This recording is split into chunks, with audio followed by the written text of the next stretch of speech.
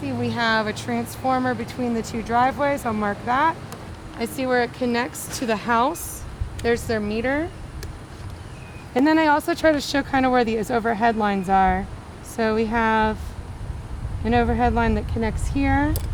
We have a power pole in the corner. So we have an electric line that goes overhead. And then we also have another electric pole on the other side of the house. So we also have overhead wires that we need to avoid there.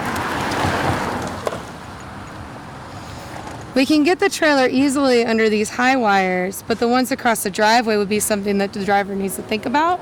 So I might write low clearance on this.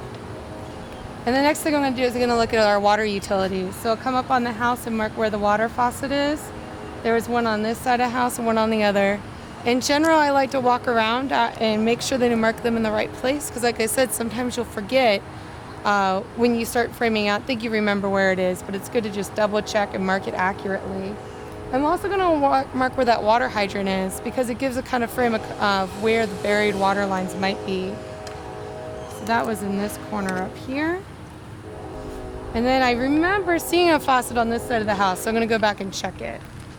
We also mark where the water meter is. In some cases, these homes might be so damaged that the internal plumbing is not usable for us to hook into. Or if the applicant might be planning on demolishing their home, it wouldn't be ideal to tie into the utilities on the house. We'd want to go from the water meter. So that water meter is up here, actually really close to where the water hydrant is. So we put a white flag where the water meter is, so it's easy for the contractors to find.